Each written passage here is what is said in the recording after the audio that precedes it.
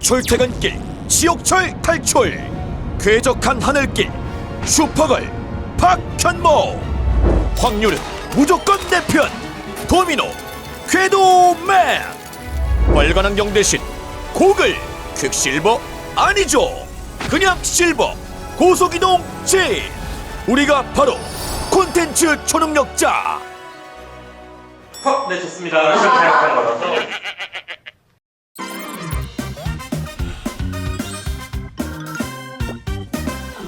와, 너무 재밌었어요. 그래요? 네, 윗공기는 진짜 많네요.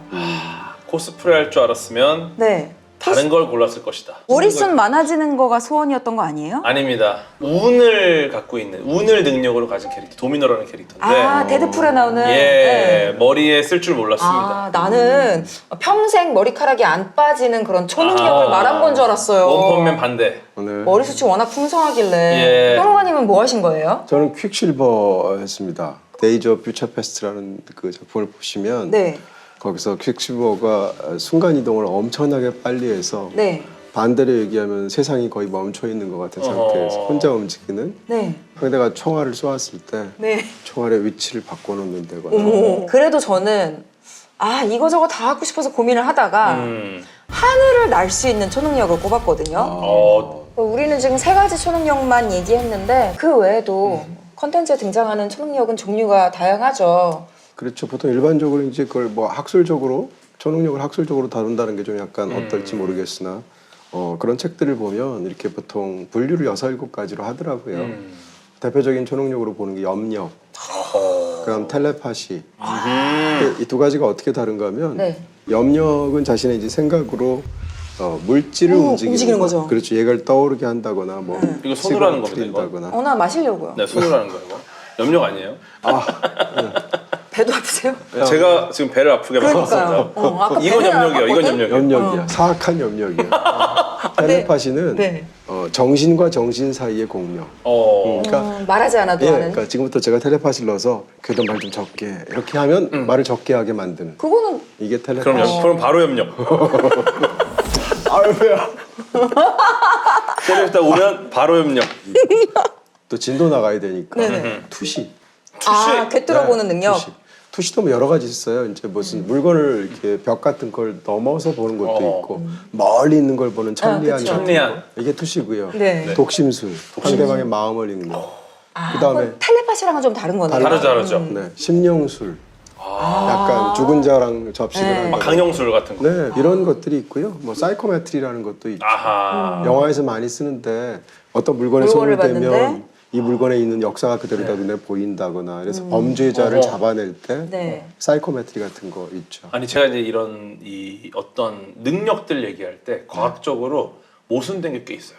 그렇겠죠. 예를 들어 투명 인간. 네.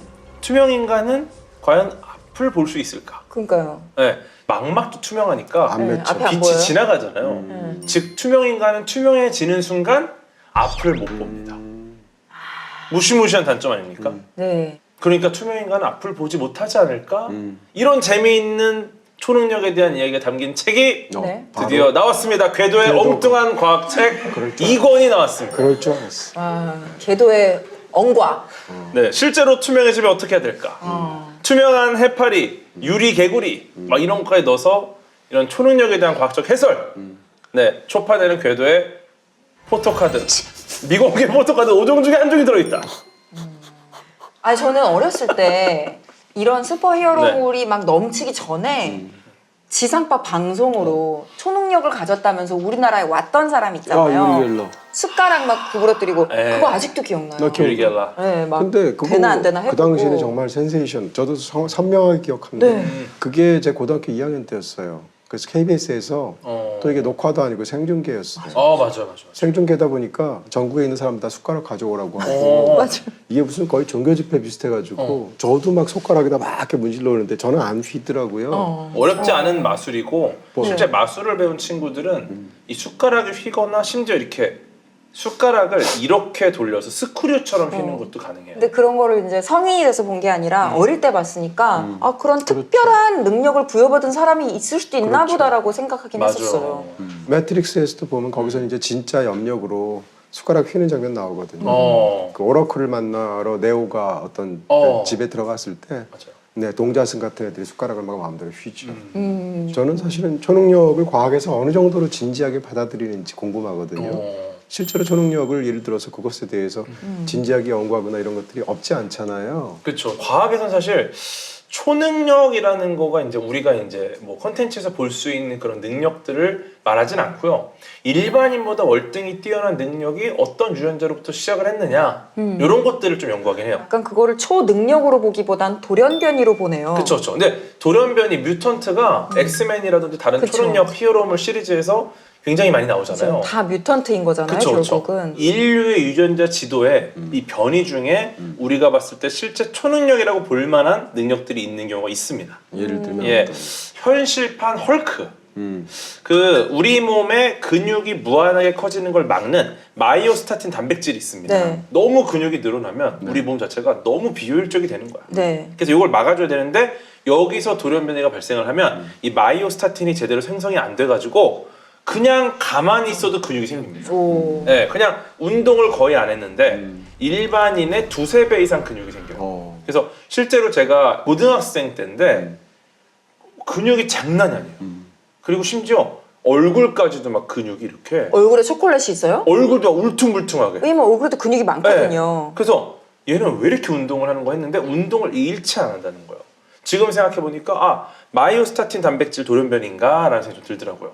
근데 그 친구는 되게 좋아했어요. 그럼 힘도 세요? 힘도 세죠. 근육이 많으니까. 오. 대신 이제 많이 먹고 근데 아무리 먹어도 살이 덜 찌고 일단 에너지를 많이 쓰니까. 네. 또 데드풀하고 비슷한 근데 이게 FAAH 아웃이라는 이게 이제 유전자 변이입니다. 근데 이게 우리 몸의 통증이나 불안을 조절하는 일종의 천연 마약성 물질 아난다마이드라는 게 있습니다. 근데 요게 원래 금방 분해도 사라져요. 근데 이렇게 FAAH 아웃이라는 유전자 변이를 갖고 있으면 이게 분해가 되지 않습니다. 혈중에서 고농도를 계속 유지하는 거예요. 그러다 보니까 신체적 통증도 거의 느끼지 않고요. 항상 행복해요? 아니, 그러니까 통증이 없고 네.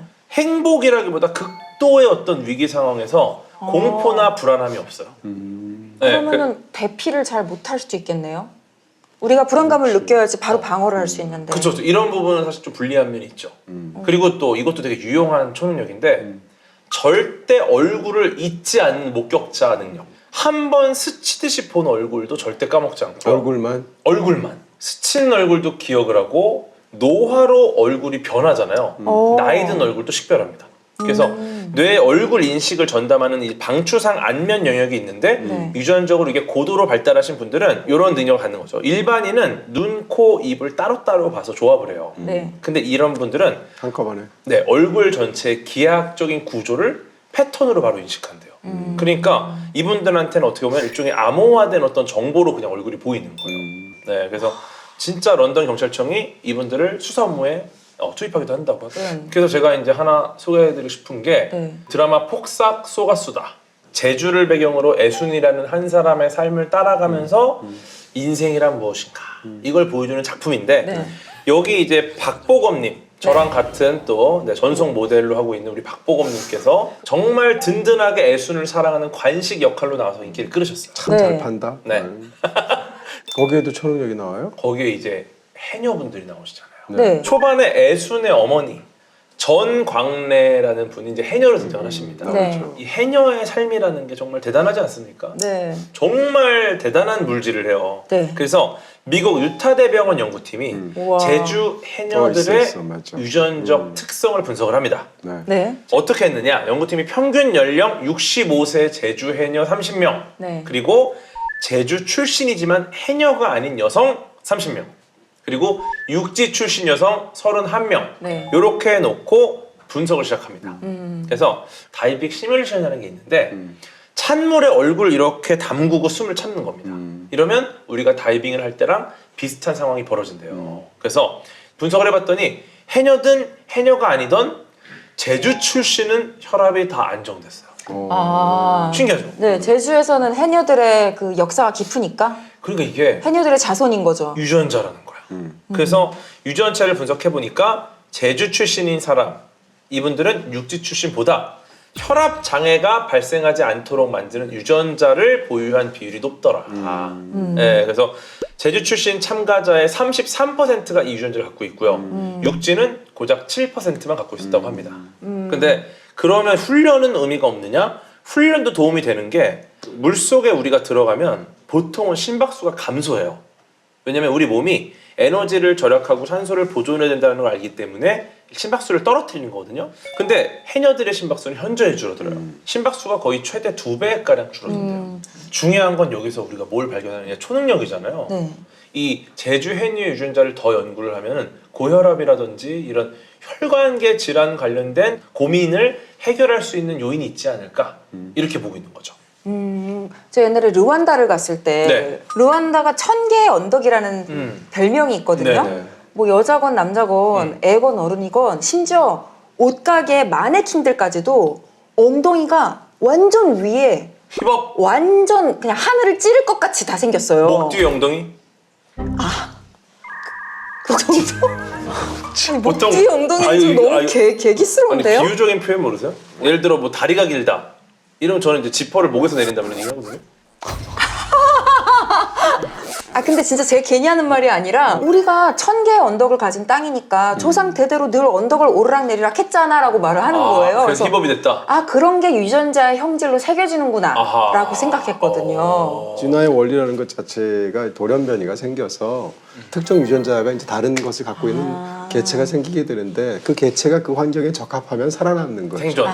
제주도 해녀 유전자도 마찬가지고요. 맞아요. 네. 그러니까 그렇게 얘기한다면 엉덩이가 올라붙는 유전자를 가진 사람이 루안다에서 훨씬 더 인기가 있죠. 예, 살아남기가 유리했던 거죠. 쉽겠죠. 네. 그래서 이제 그 유전자를 가진 사람이 거기에 더 많겠죠. 굳이 그 유전자가 있다고 한다면. 그러니까 네. 이게 어떻게 보면 용불용설인데 네. 그렇죠. 예전에 기린이 높이 있는 걸 계속 따먹으려고 목을 내밀다가 목이 길어졌다. 근데 요거는 폐기가 됐었어요.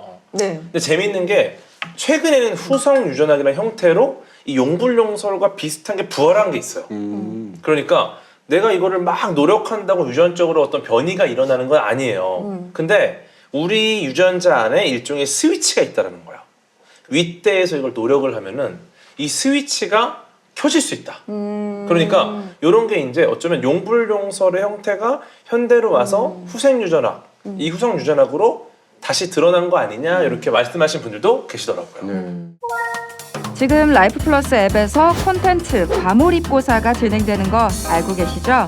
이번 주 퀴즈는 배우 봉태규, 최강희님입니다. 라이프 플러스 앱에 있는 퀴즈도 풀어보고 다양한 경품도 받아가세요. 이 초능력에 관련된 책들을 보면 이제 가장 재밌는 것도 역사적인 사실 중에 하나가 미국이나 소련이 초능력 부대가 있었다는 거 아세요? 오. 역사적으로. 네. CIA를 포함해서 미국 같은 경우에 1970년대부터 90년대 중반, 그러니까 정확하게 95년도에 이걸 폐기하면서 우리가 20년간 2천만 달러를 들여서 초능력 부대를 양성했다는 사실을 미국에서 발표한 적이 있어요. 끝나고 나서. 그게 영화로도 나왔는데 그 조지 클루니가 나오는 초민망한 능력자들이란 영화 있어요. 제목이요? 제목이 엄청 민망하죠. 근데 그래서 원래는 초능력자들인데 민망함을 괄호 안에 쳐가지고 아, 그 코미디인가 보네요. 예, 약간 블랙 코미디 같은 건데 원래 원제는 염소를 노려보는 남자들이라는 뜻이에요. 왜 염소를 노려보냐면 초능력을 이용해서 염소를 쏘아봐서 염소를 죽이는 거예요. 계속 죽을 때까지 노려보는 예, 거예요? 병사들이 계속 그 훈련을 해요. 염소를 쏘아보는. 노화로. 그냥 염소랑 언젠가. 눈싸움하는 거잖아요. 누가 네. 누가 오래 20년 후 쳐다보나. 염소의 사망. 그래서 이게 굉장히 거짓말 같은 얘기인데 이제 리비아의 독재자 카다피가 있었잖아요. 60년대 말에 이제 카다피가 굉장히 반미적으로 이렇게 지도자로 떠오르고 그랬을 때 카다피가 은신하고 있는 거기를 이제 쉽게 얘기해서 습격해서 제거하기 위해서 이 초능력 부대를 이용해서 실제로 차였다는 얘기가 있어요. 뭐 이런 정도로 뭐 다양한 것들 이제 사례들이 있는데 그럼에도 불구하고 95년도에 폐기할 때 결과가 신뢰성이 낮고 실제 적중률이 한 15%밖에 안 된대요. 그래서 이제 관뒀다는 얘기인데 미국에서도 그런 사례가 있고 또 소련에서도 그런 사례가 있어서 소련은 아예 1930년대부터 초능력 부대가 있었다는 거예요. 이런 걸 생각하면 사실은 이게 어떻게 그런 일이 이런 생각이 굉장히 최근이잖아요. 굉장히 그렇죠. 최근까지도 네. 가능성에 무게를 뒀다는 거잖아요. 어떻게 훈련을 하나? 이름도 있어요. 이게 스타게이트 프로젝트라고 하거든요. 오. 그래서 명백한 역사적인 사실인데 MK 울트라라는 그 실험도 네. 나중에는 MK 리서치로 이름이 바뀌긴 했는데 막 LSD 같은 약물을 투여해서 했었죠. 정신을 좀 컨트롤할 수 있게 그런 실험을 했다 그러잖아요. 하도 이제 러시안 스파이들이 세뇌가 강력하게 된 그런 인간 병기들이 생기니까 미국도 그런 실험을 했다고 하고 세뇌나 이런 건 사실은 뭐 실제로 뇌에서 가능한 일이긴 가능하고 하니까. 게다가 약물까지 맞아요. 쓴다면 뭐 당연히 맞아요. 가능하겠죠. 네. 그리고 이제 몬탁 프로젝트도 아마 들어보셨을 텐데 네, 다 이런 것들이죠. 네, 네. 그 몬탁에 있는 그 공군 기지 지하에서 초능력을 가진 부대들을 길러내려고 실험을 했다는 이야기가 있죠. 도시 전설처럼. 실제로 이런 이야기들이 있기 때문에 이거를 컨텐츠에 잘 녹여낸 게 기묘한 이야기잖아요. 기묘한 이야기. 네, 뭐 넷플릭스를 지금의 OTT의 왕좌에 가장 앉혀놓은 대표적인 네, 시리즈라고 할 수 있고 무려 10년에 걸쳐서 5개의 시리즈의 대장정을 마무리를 했죠, 이제. 근데 여기를 보면 이제 배경이 1980년대고 그러니까 진짜로 냉전 시대가 배경이고 우리가 그런 것도 있었대 카더라라고 들었던 이야기들이 잘 실제 있었던 일처럼 녹여져 있어서 많은 사람들이 호응을 했죠. 거기다가 이제 레트로 감성이 가득한 뭐 음악이라든가 또 소품들 거기에는 뭐 스티븐 스필버그의 구니스나 뭐 E.T. 같은 오마주들도 들어있고 트윈픽스에 대한 오마주라든가 트윈픽스. 네, 많은 사람들이 알고 있는 그런 80년대 대중문화의 아이콘들을 잘 이렇게 이스터에그로 녹여놔서 인기를 끌었었죠. 그래서 워낙 히트를 쳐서 기묘한 이야기는 애니메이션도 나왔고 게임도 나왔고 연극으로도 지금 히트를 치고 있더라고요. 연극으로요. 네, 연극으로도 만들어져서 또 브로드웨이에서 인기를 끌고 있대요. 거기 이제 호킨스라는 우리 마이클 잭슨이 자고 날아간 인디애나주에 있는 가상의 마을이 배경인데 이 호킨스에 연구소가 있고 그 연구소에서 비밀리에 아이들을 납치해다가 각종 실험을 해서 뭐 예를 들면은 무슨 염동력을 갖게 한다든가 뭐 시공간을 뛰어넘는 뭐 인지 능력을 가르친다든가 이런 실험을 하거든요.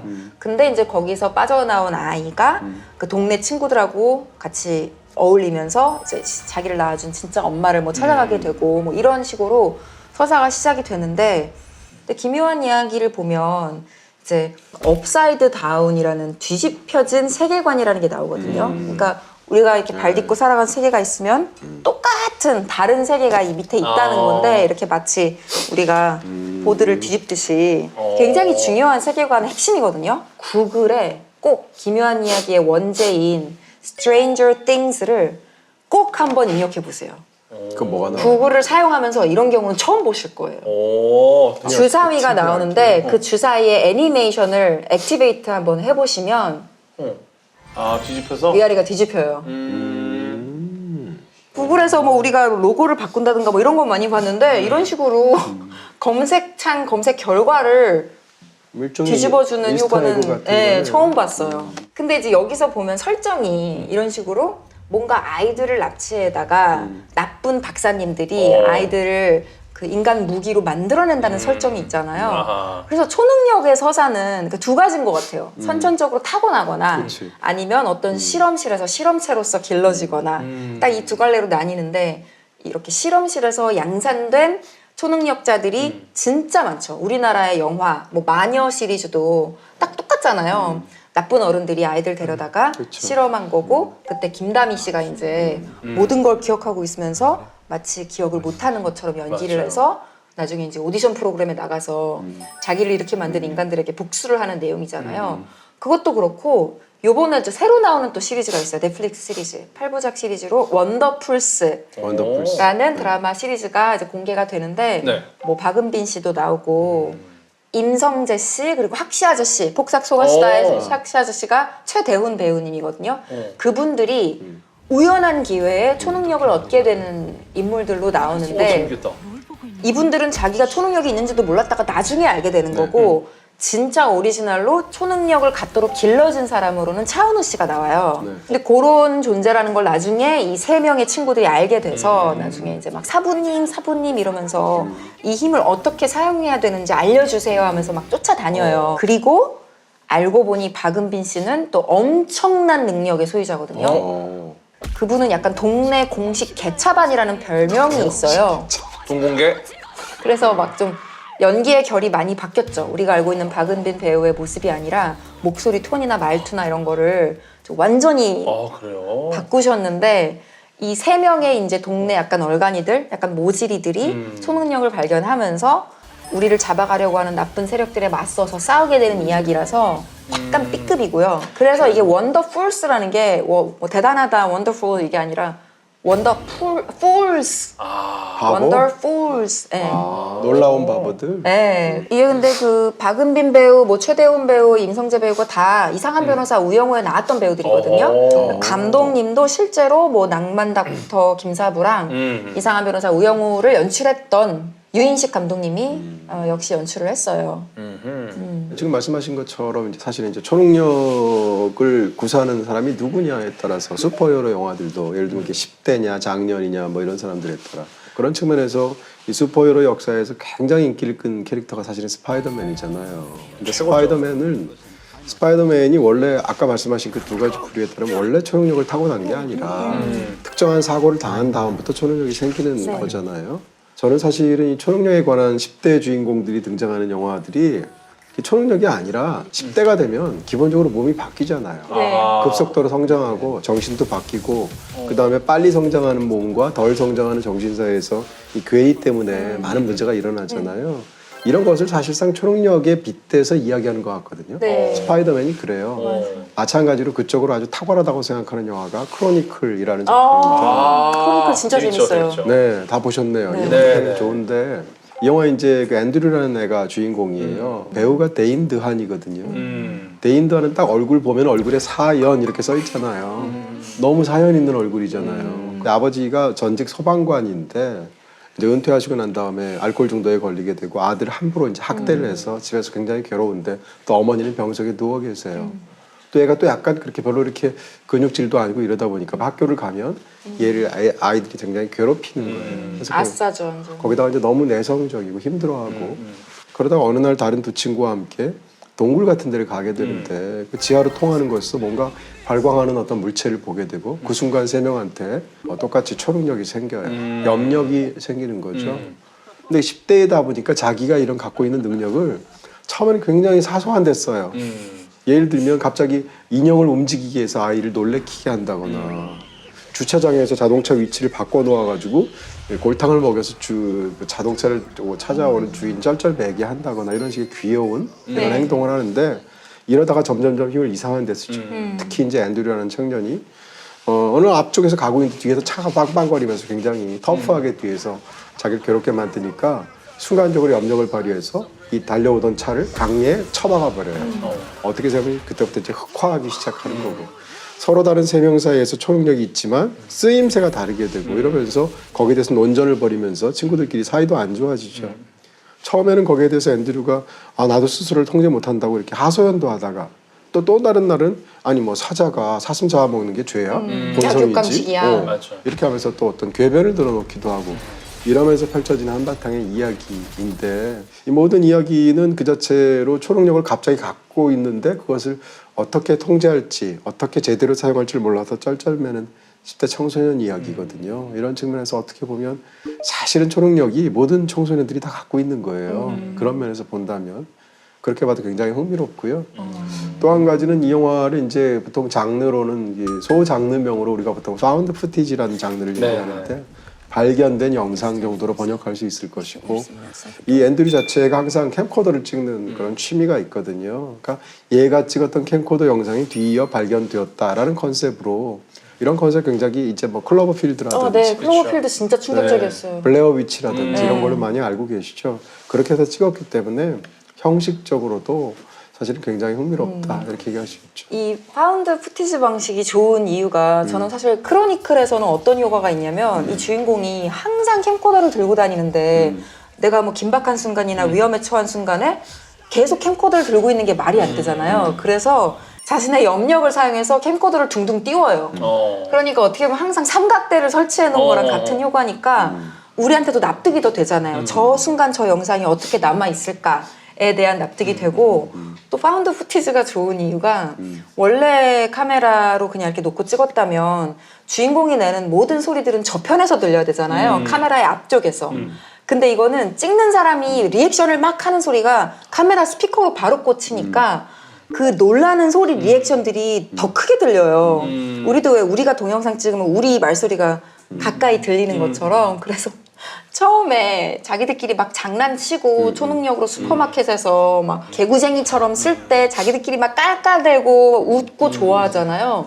그 웃음소리가 막 들리니까 같이 재밌고 그 다음에 이제 놀라운 장면, 끔찍하고 이게 이제 스케일이 커지면서 안 보여줘도 돼. 네, 막 인명 피해가 막 일어나잖아요. 그때 또 이제 막 헉 하면서 놀라는 그 리액션들이 굉장히 생생하게 들리죠. 약간 날것에 정말 초능력이 보이는 것처럼 그래서 야 이런 장르를 이렇게도 보여줄 수 있구나라는 네. 걸 처음 충격을 받았던 것 같아요. 특히 하늘을 나는 장면. 맞아. 그때 정말 같이 하늘을 나는 것 같지 않아요? 그 네. 구름 위를 막 날아다니는 느낌 나잖아요. 그게 애초에 그 뒷얘기를 보면 조시 트랭크가 영화를 구상할 때 비행기를 타고 가다가 이렇게 구름 같은 게 밑에 보이잖아요. 근데 저 구름 위에서 아이들이 축구를 하면 어떨까 이런 상상을 했대요. 그게 이 영화의 시작이래요. 그래서 아마 이런 장면들도 들어갔을 더 것이고. 옮겨서 만들었구나 그 장면을. 파운드 푸티지는 기본적으로 굉장히 좋은 게 이 저예산 찍기에 너무 좋거든요. 맞아요. 블레어위치 한번 생각해 보세요. 블레어위치. 찍기 어려운 건 카메라가 앞에 떨어졌다 하면 되거든요. 안 보인다. 그런 측면에서 사실은 굉장히 제기로서 이 제작비 한계를 돌파할 수 있는 흥미로운 그런 형식이죠. 뭐 전형적인 어떤 초능력으로 막 인류를 위해 쓰는 이런 게 아니라 진짜 그냥 와 정말 현실에서 저런 일이 있겠다 싶으니까 좀 참신하더라고요 그런 게. 네. 사람을 오랫동안 화나게 하면 진짜 이렇게 되는구나. 그 아이가 억눌린 게 얼마나 많았으면 저렇게까지 막 맞아요. 하면서 모든 에너지를 다 분노를 표출하잖아요. 이 초능력 하면 사실 히어로인데 저희가 예전에 히어로와 빌런 편을 했잖아요. 사실 그때 맞아요. 초능력 얘기를 좀 해가지고 히어로 얘기를 하지 말고 좀 특별한 게 없을까라고 하다가 제가 재밌는 작품 하나 가져왔습니다. 네. 사이키 쿠소의 재난이라는 작품이 있습니다. 사이키 쿠소의 재난. 이름이 되게 길다. 네, 태어날 때부터 초능력을 갖고 태어난 사이키 쿠소가 있습니다.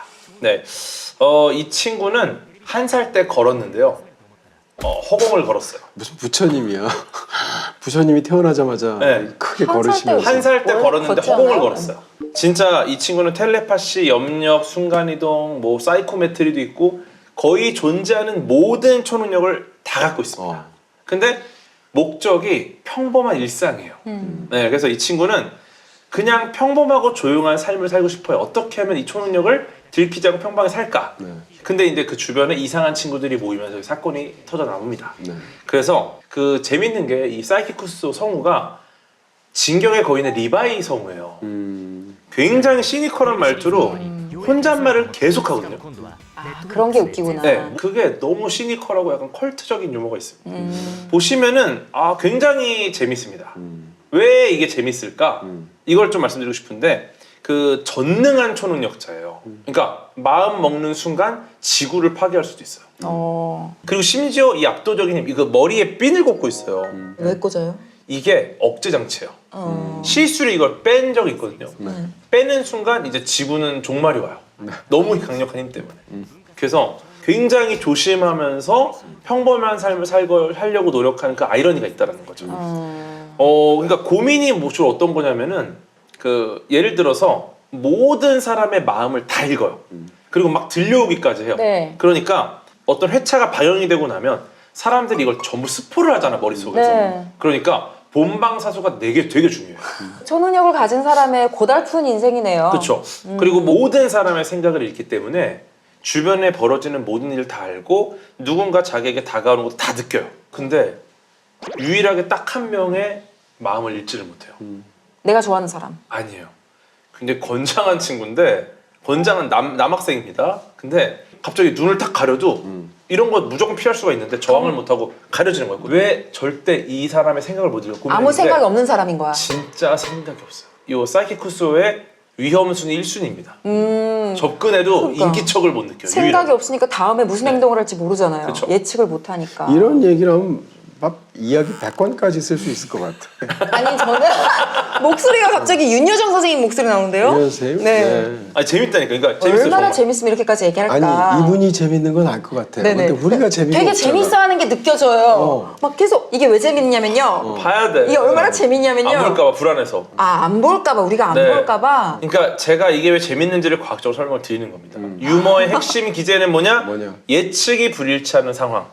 네. 근데 압도적인 힘을 갖고 있는 존재가 아. 갖는 어떤 일상적인 고민들, 네. 갈등들. 근데 이런 것들이 막 계속 벌어진 일들인데 어쨌든 이거는 정말 착한 캐릭터들만 나오는 유쾌한 코미디 보고 싶으면 추천드립니다. 지나가는 사람들의 마음이 다 들리면 진짜 피곤하잖아요. 우리가 채널을 하나만 틀어놓고 있어도 시끄러운데 네. 여러 개의 채널을 동시다발적으로 막 틀어놓고 사는 거랑 똑같은데 그거를 로맨틱 코미디 장르로 풀어낸 영화 옛날에 있었어요. 아. What Women Want. 아유, 재밌어요. 레전드죠. 그죠? 네, 우리 시대는 이거 많이 봤을 맞아요. 거예요.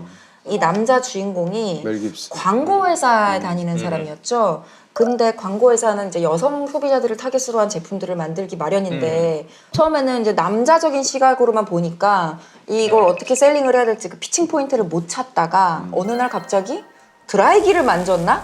해가지고 그 초능력을 욕실에서 얻게 되면서 사고를 당해서 네, 출근을 했는데 이제 뭐 회사 건물에서 마주치는 지나가는 모든 여자들이 하는 소리가 이제 들리니까 여성들의 마음을 더 잘 이해하게 돼서 뭐 예를 들어 뭐 스타킹을 신어본다든가 뭐 여성들이 쓰는 어떤 뭐 위생 제품을 써본다든가 이런 거를 이제 경험해 보면서 광고 기획자로도 더 능력을 펼치게 되는 그러면서 이제 사랑하는 여자랑도 더 소통이 잘 되게 되고 처음에는 굉장히 잔꾀를 부려서 그것을 자기 이익이 되게 하는 방식으로 능력을 활용하다가 점점점 인간에 대한 이해가 넓어지게 되고 그러면서 원래 이기적이고 마음 좁았던 사람이 결국은 달라지게 되었다. 교훈을 주죠 마지막에. 네, 이런 일련의 영화들이 있어요. 헨리에 대하여라고 영화도 있었고요. 그다음에 또 어떻게 보면 반대 초능력 영화라고 말할 수 있는 라이어라는 영화도 있거든요. 어허. 그 영화는 반대로 특정한 예. 능력을 못하게 하는 초능력?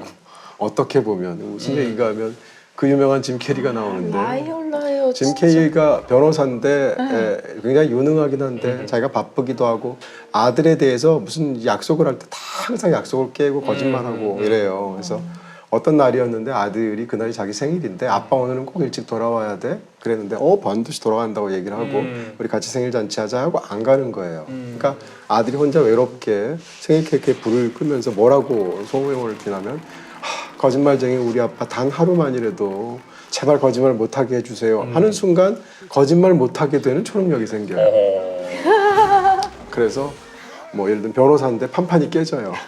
왜냐하면 결정적인 증거를 자기가 다 얘기. 뭐 이런 식의 술술 부는 거죠. 네, 이렇게 하다가 이제 개과천선해서 훌륭한 아빠가 되었다라는 식의 이런 이야기들의 패턴이 있죠. 멋진 이 가족 영화. 시절의 영화들 다 너무 재밌지 않아요? 멋진 가족 영화입니다. 라이어는 굉장히 재밌어요. 맞아요. 그러니까 이게 사실은 어떻게 생각하면 초능력이라고 하면 설정이 거대 설정이잖아요. 막 우주에 혹은 지구의 운명이 걸린 이런 것 같은데 이렇게 설정은 초능력으로 해놓고 이야기를 가장 작게 만드는 거예요. 조금 전에 말씀하신 것처럼. 그런 게 이제 동화적인 상상력으로 구현된 초능력 동화책이에요. 책이고요. 초능력 다람쥐 율리시스라는 겁니다. 오. 귀여워. 네. 다람쥐 너무 귀여워. 다람쥐에 초능력 써요? 네. 근데 이게 무슨 초능력이죠? 그게 이제 듣고 나면 굉장히 이게 뭐야 이런 생각이 드실 예. 텐데 플로라라는 10살짜리 이제 주인공이 소녀가 주인공이에요. 근데 부모님이 이혼을 하셨거든요. 그래서 엄마랑 살고 있는데 사실은 아빠랑 훨씬 더 말이 잘 통해요. 엄마는 이상하게 자기한테 짜증만 부리는 거예요. 그러다 보니까 플로라가 외롭게 자라면서 냉소적인 아이로 자라요. 그러면서 만화책만 계속 열심히 보는데 만화 속에서 이제 약간 슈퍼히어로 같은 것들이 나오는 만화에 즐기게 되죠. 그러다가 어느 날 자기 방에서 옆집을 이렇게 내려다보고 있는데 옆집에 그 부인이 바깥에 전기 청소를 가져가서 해보다가 근처를 지나가던 다람쥐 한 마리가 빨려 들어가요. 전기 잔인한데요? 청소. 이제 초능력을 얻는 겁니까? 다람쥐가? 잔인하잖아요. 바로 그렇게 했죠. 그래서 보고 있던 플로라가 너무 놀라가지고 바깥으로 뛰어나가가지고 지금 안에 다람쥐가 들어갔다 이렇게 하는 거예요. 그래서 둘이 긴급하게 다람쥐를 끄집어냈는데 털이 다 뽑혔어요. 다람쥐. 그러고 나서 자기 방으로 갖고 가는 거예요. 근데 자기 방으로 갖고 가서 얘를 보다 보니까 얘가 좀 뭔가 특별하게 보이는 느낌이 있어요. 그래서 이 다람쥐한테 이름을 율리시즈라고 일단 이름을 지어주는데 왜냐하면 그 다람쥐를 빨아들인 전기 청소기 이름이 율리시즈였어요. 어쨌건 그 이름을 붙였고요. 얘가 특히 좋아했던 슈퍼히어로가 어떤 슈퍼히어로인가는 평상시엔 청소부이고 어느 날 세제 공장에 갔다가 세제에 빠진 다음부터 슈퍼히어로가 된 거예요. 그래서 거기에 빠져서 너도 틀림없이 그런 졸지가 될 거야 하고 계속 암시를 줘요. 그리고 나서 소녀가 아침에 일어나서 보니까 엄마가 막 신경질을 내요. 너 내 타자기 또 건드렸니? 이렇게. 율리시스 다 써놨다. 아니, 글을 거기에 써요? 딱 한 줄이 써 있어요. 나 다람쥐 율리시스 새로 태어나다 이런 게 타이핑이 돼 있어요. 알고 봤더니 다람쥐가 사람 말도 알아듣고요. 이 원래는 그런 다람쥐가 아닌데 전기 청소기에 들어갔다가 나오면서 초능력이 생겼어요. 그런 상황에서 이 다람쥐와 함께 이제 세계 평화를 위해서 뭔가 큰 일을 하려고 하는데 네. 아뿔싸 이 이야기 속에서의 빌런이 엄마예요. 어? 이 다람쥐를 보고서 이 다람쥐가 일종의 광견병 같은 병에 걸렸다고 생각해서 얘를 죽이라고 전 남편한테 이야기를 해요. 그러면서 벌어지는 한바탕의 이야기. 동화가 꽤 기네요. 항상 여기서 여기서 끝나. 다 끝나야지 여기서. 항상 길어. 여기서 끝나. 동화책인데 예. 한 300페이지면 돼요. 진짜요? 네, 좀 약간 와, 길다. 듬성듬성하긴 한데 이 동화책들 중에서 이제 큰 상이 이제 뉴베리상이라는 게 네. 있거든요. 뉴베리상을 2번이나 받은 그런 굉장히 유명한 미국의 동화 작가이고요. 이게 비룡소에서 나왔네요. 뭐 비룡소에서 이런 동화들 좋은 동화들이 많이 나오죠. 디즈니 플러스에서 올라왔다고 하는데 제가 이제 약간 별점을 보니까 별점이 굉장히 낮더라고요. 그래서 아마 추측컨대 동화책이 훨씬 낫지 않을까? 동화책은 저 굉장히 재밌게 봤고요. 한번 권해드리고 싶어요. 초능력 다람쥐 율리시스 딱 보니까 마블의 최강의 히어로 중에 다람쥐 소녀가 있거든요. 있어요? 그러니까 마블에서 가장 강력한 히어로인데 정확한 능력이 밝혀지지 않았어요. 그게 무슨 말이야? 근데 어떻게 강력한 거 알아요? 이거 진짜 어떤 거냐면요. 밑도 끝도 없어 나 정말. 이런 유머 너무 좋아. 정말 강력한 히어로인데 그냥 강력하다면 강력한 줄 알아야 되는 거야. 밝혀지지 않았어요. 그러니까 어떤 거냐면 네. 다람쥐 소녀가 나타나요. 나타나고요. 정말 강력한 적이 있어요. 다음 장으로 넘기면 이미 끝났어. 뭔지 알죠? 그러니까 한 장 넘기면 끝났어 이미. 그러니까 이 다람쥐 소녀가 그러니까 마블의 세계관에서 거의 최강의 캐릭터예요. 근데 한 장을 넘기면 그러니까. 타노스 누워 있는 거예요. 그러니까. 그냥. 와. 네. 또 한 명의 귀여운 이 슈퍼히어로? 초능력자라고 보긴 좀 초능력자. 애매한데 초능력자라고 볼 수도 있는 아주 귀여운 캐릭터가 등장하는 콘텐츠가 있습니다. 네. 바로 만달로리안과 그로구. 그러고 네, 저기 있습니다. 아까부터 여기 왜 놓여 있나 했어요. 네, 저기 이제 또 우리 관계자분의 개인 소장품. 너무 귀엽지 않습니까? 그러니까 사실은 이 만달로리안과 그로구가 네. 그 만달로리안이라는 시리즈가 있어요. 네. 근데 이 시리즈가 이제 극장판이 나옵니다. 그래서 여기서 이제 등장하는 굉장히 주요한 캐릭터인데 이 친구 제가 살짝 소개를 드리자면은 네. 이 그로구라는 친구는 이제 애기입니다. 애기인데 잘 크면 요다. 아직 안 큰 아기 요다라고 보시면 돼요. 잘 크면 요다. 잘 크면 요다 종족이니까. 못 크면 쪼다.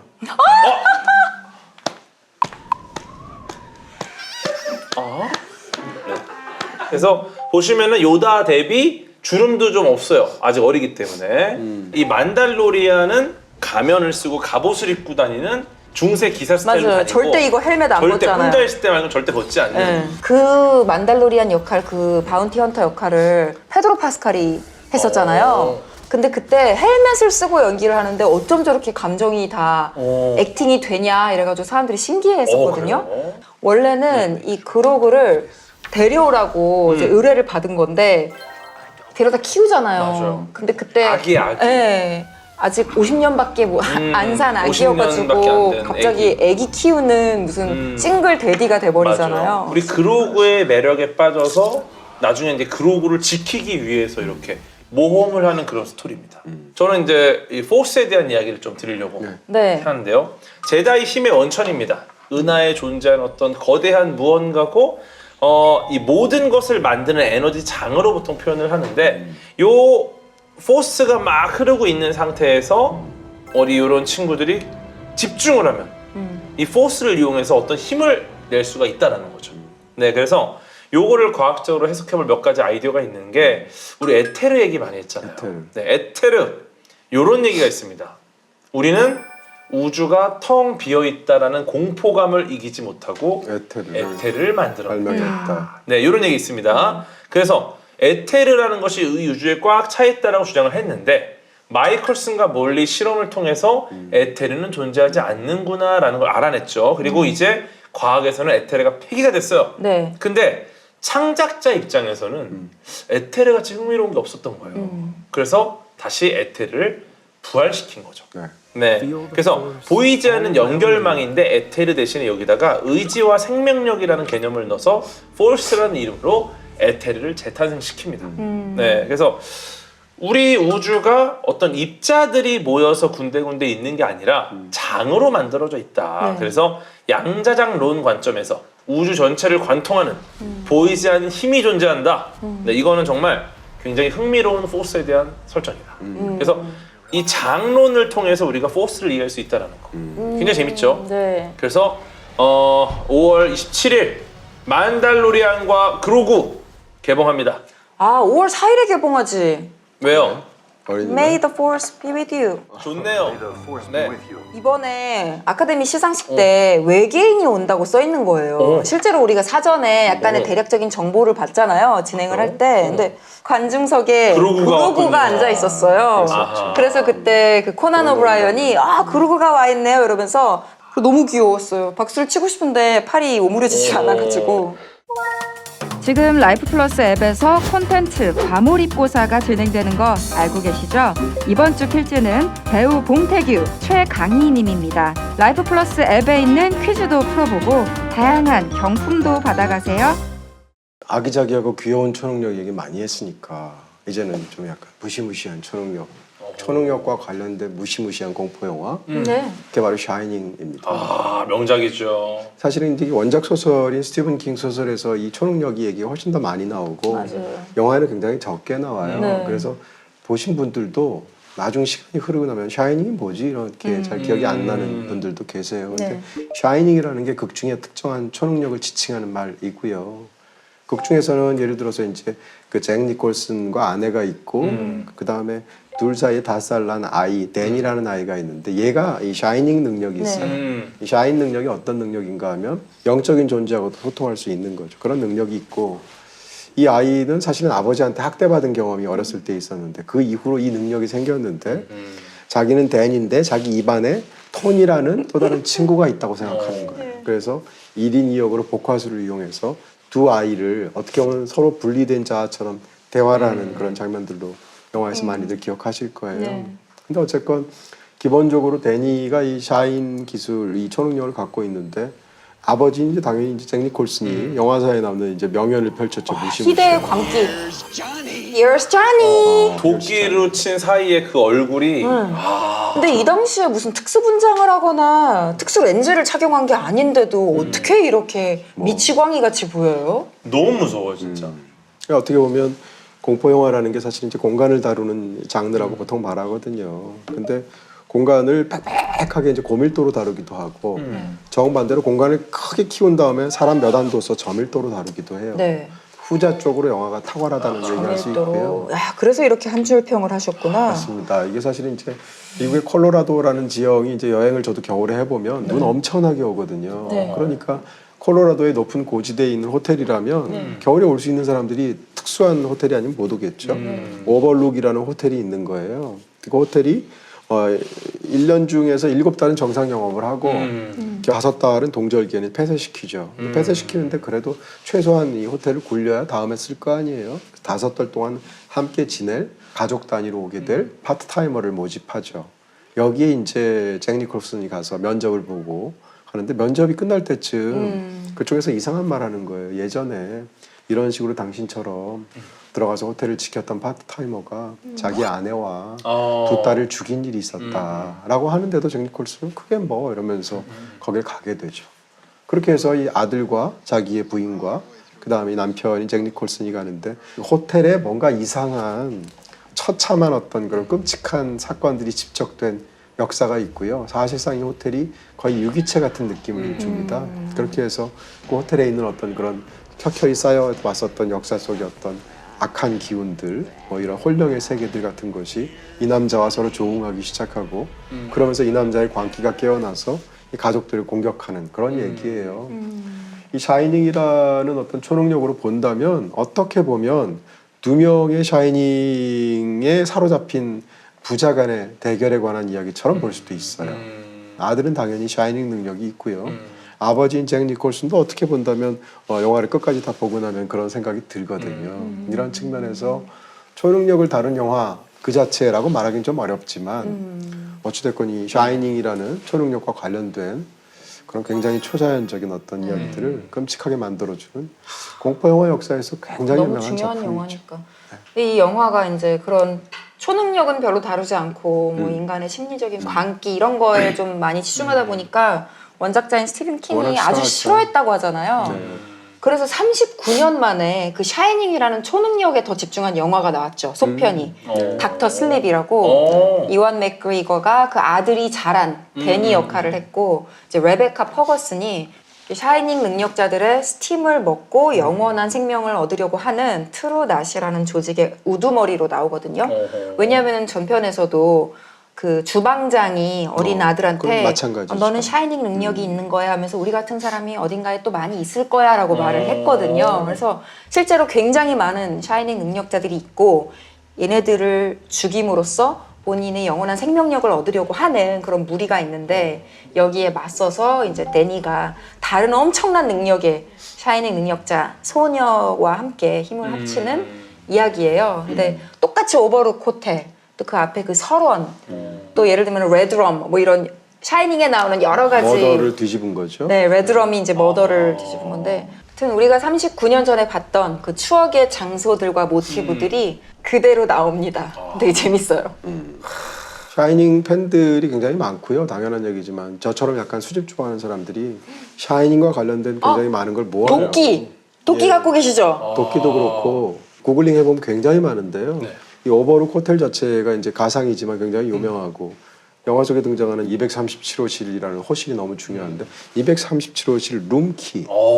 그 다음에 그 심지어는 그 소년이 이렇게 세발장을 찾아가면서 계속 다니는데 바닥에 카펫 무늬도 너무 이상하거든요. 맞아. 그 카펫 무늬로 만든 벽지 뭐 이런 것들을 그런 이런 것들 굉장히 무늬가 많이 팔아요. 다른 영화에서도 일부러 오마주로 막 오마주로 벽지로 맞아, 사용되기도 맞아. 하잖아요. 그럴 정도로 어떻게 보면 수십 년이 지난 지금까지도 팬이 엄청나게 많은 한번 보실 만한 그쵸. 작품이죠. 거기 나오는 그 뭐 쌍둥이 그 죽은 딸들의 모습이라든가 이런 거는 여러 영화에서도 계속 맞아요. 여고괴담 네. 같은 영화 보시면 이제 복도에서 소환되잖아요. 귀신이 점프컷이라고 해서 네. 똥똥똥똥. 그 원형을 보실 수 있습니다.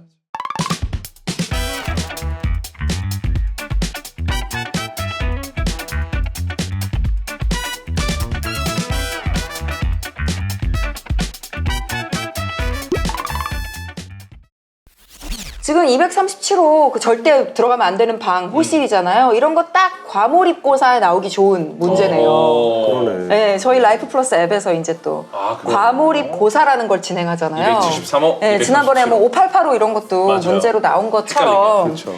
저희 라이프 플러스 앱에서 과몰입고사 진행하고 있으니까요. 또 재미로 이런 깨알 같은 퀴즈도 풀어보시고 푸짐한 상품도 받아가시기 바랍니다. 또 오늘 저희가 초능력과 관련된 여러 콘텐츠들 시간 제약 안에서 바쁘게 이야기했는데요. 여러분들이 또 좋아하시는 콘텐츠들 댓글에 많이 남겨주시고요. 또 오늘 방금 소개해드린 따끈따끈한 콘텐츠들 라이프 플러스 앱에 들어가시면 핫 앤 트렌드라는 코너가 있거든요. 그 코너에서 상세한 정보를 확인하실 수 있으니까요. 앱도 같이 많이 이용해 주시기 바랍니다. 마지막으로 라이프 플러스 TV 채널 좋아요, 구독, 알림 설정까지 잊지 말아주세요. 다음 시간에 돌아올게요. 감사합니다. 고맙습니다. 평생 함께하는 친구이자 또 원수 같은 존재가 다이어트가 아닐까 싶은데요. 마흔자로 맞는 분들 진짜 많잖아요. 맞아요. 이게 나왔을 때 의사들이 앞으로 10년 안에 비만은 지구상에 사라진다. 약간 통통한 친구니까 무용학원 선생님이 몰래 선물로 뭘 줘요. 그게 기생충이에요. 단식하는 광대라는 프란츠 카프카의 소설이 있습니다. 먹는 걸 보는 게 아니라 금방, 걷는 걸 금방. 보는 거네. 요즘 시대랑 정반대. 드디어 제가 운동을 하기 시작했습니다. 땀이 날 것 같은 움직임을 멈춰요. 왜? 땀 나는 거 싫어. 이렇게 흘리면. 땀나는 거 싫어? 아니 참 이게 뭐야? 야 너무 재밌다. 이거 보피부 아니야? 아니, 보피?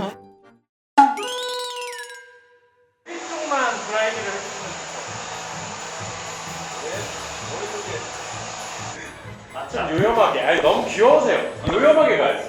요염이랑. 살짝 들어주세요. 골반 여셔야 됩니다. 네, 달리는 듯한. 보세요. 와, 이게 상대성 이론인가요? 야, 이게 바로. 네, 좋습니다. 네, 네, 좋습니다. 고생 많으셨습니다.